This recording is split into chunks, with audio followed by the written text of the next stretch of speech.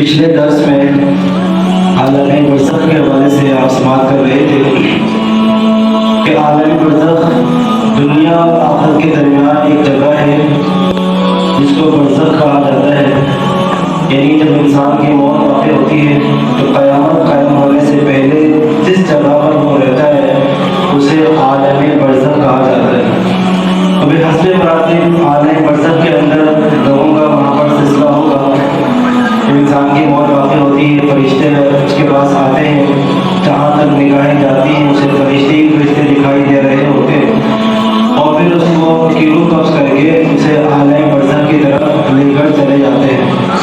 اس کے اندر مراتب ہے کہ بعض وہ پہلے آسمان میں, کسی کو دوسرے, کسی کو تیسرے, کسی کو پانچویں, کسی کو ساتویں, کسی کو اس سے بھی اوپر لے کر چلے جاتے ہیں. اور جو کفار ہوتے ہیں انہیں بعض کو زمین میں, پہلے زمین میں, کسی کو پانچویں زمین میں, کسی کو ساتویں زمین میں, اس سے بھی نیچے, اور ان کو اس کے حیثیت کے مطابق انہیں زمین کے اندر گاڑا جا رہا ہوتا ہے.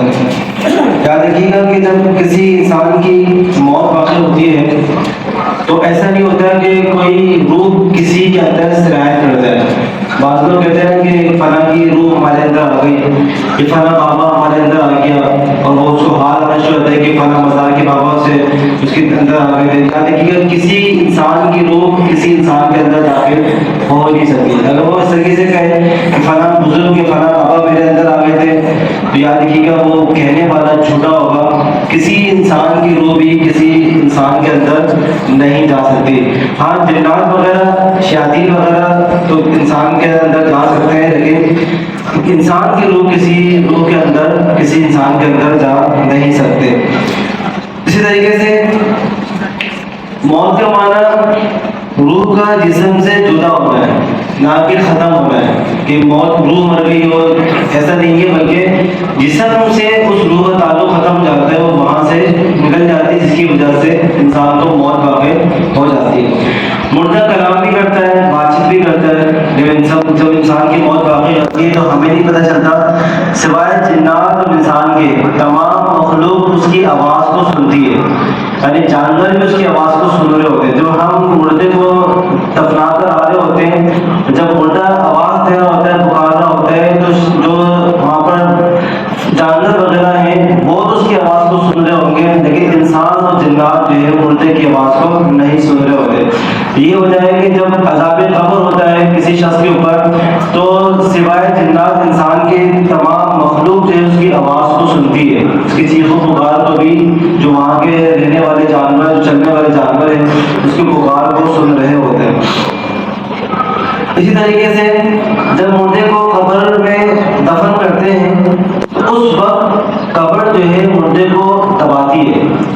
کہتے ہیں کہ اگر وہ مسلمان کی قبر ہے تو قبر اس کو بھی دبائے گی, لیکن اس کا دبانا ایسا ہوگا جیسے ماں اپنے بیٹے کو, اپنے بچے کو زور سے دبوچ لیتی ہے, دبا لیتی ہے. تکلیف تو ہوتی ہے لیکن محبت کے سبب ہو رہی ہوتی ہے. اور اگر کافر کی جو ہے قبر ہے تو اسے بھی قبر دبائے گی, لیکن اس طریقے سے کہ دائیں کی پسلیاں بائیں طرف, بائیں کی پسلیاں دائیں کی طرف پیوست ہو جائے گی, یعنی آپس میں ٹوٹ پھوٹ کر جو ہے وہ شکار ہو جائے گی. جب دفن کرنے والے دفن کر کے چلے جاتے ہیں تو ان کی جوتیوں کی آواز بھی جو ہے وہ قبر والے سن رہے ہوتے ہیں. یعنی ان کی سماعت بہت تیز ہو جاتی ہے, کہ نگاہیں بہت تیز ہو جاتی ہیں.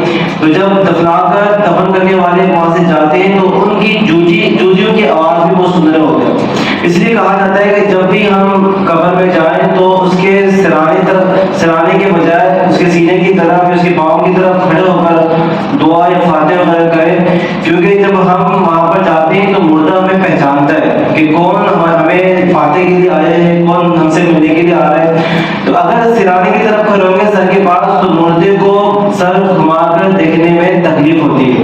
اس لیے گھمایا کہ سینے کی طرف یا بالکل سامنے پاؤں کی طرف کھڑے ہو کر فاتحہ کی جائے تاکہ مردے کو دیکھنے میں آسانی ہو. اور جب جو کچھ اس کے لیے فاتحہ پڑھتے ہیں, سارے ثواب پڑھتے ہیں, مردہ اس سے بہت زیادہ خوش ہوتا ہے اور وہ تحفے کے طور پر اللہ تبارک و تعالیٰ اسے پیش کرتا ہے, تو اس سے اس کے درجات جو ہے وہ بلند ہو رہے ہوتے ہیں. تو ہمیں چاہیے کہ قبر میں جائیں اور مردوں سے سلام بھی کریں اور ان کو فاتحہ وغیرہ سارے ثواب کا اہتمام بھی کریں تاکہ وہ ہمارے سارے ثواب سے بہت زیادہ خوش ہو. اور جب وہ دفنانے